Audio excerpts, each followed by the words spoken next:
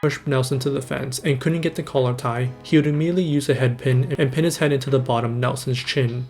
Barnett has done this his entire career, but this also worked a treat, and in this position Barnett looked to double up on holding Nelson's dominant right hand. This served to defuse the odd chance that Nelson broke off the fence and swung wild, but it also served to set up his vicious dirty boxing. Whenever he grabbed Nelson's wrist, Nelson would instinctively pull his hand away, which Barnett would time by pulling his head out of the way and land a clean elbow.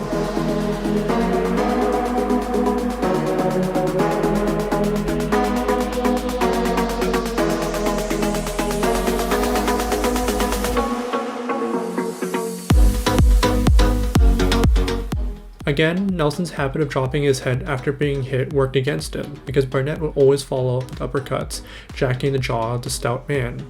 Barnett would repeat this over and over again, pulling a wrist, hitting Nelson with a clean uppercut, before slamming his forehead into his throat, and then again returning with an elbow. But what makes this a system is when Nelson worked to prevent the head pin. Nelson would often swim his head to meet Barnett's forehead, and by going to forehead with Barnett, he could nullify the effectiveness of Barnett's dirty boxing.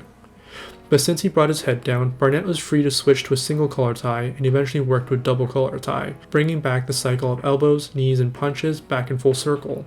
It was a lovely thing to watch as Barnett marched Nelson down, slipping a right hand, then using a step-up knee to enter the clinch, where he would immediately grab the double collar tie and continue kneeing Nelson's well and out midsection.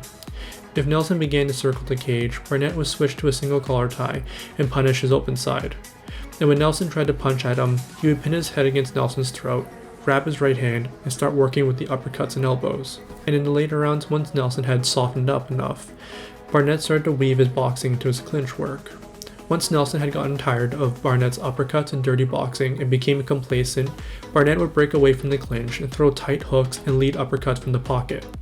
When Nelson seemed ready to strike, Barnett would quickly grab a single collar tie and yank his head down to start throwing elbows. The worst part is that Nelson could hardly throw with power because the stance was constantly flattened against the fence, providing zero rotation.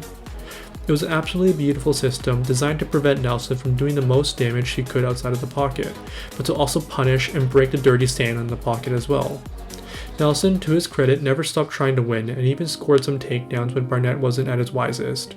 But nonetheless, it was one of the best examples of good game planning and an even stronger execution. And this is why I love this fight.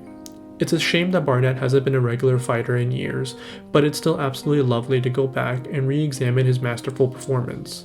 And I hope I shined a light on a fight that few remember and even fewer seem to care about. I hope you enjoyed this video, and I'll see you all next time.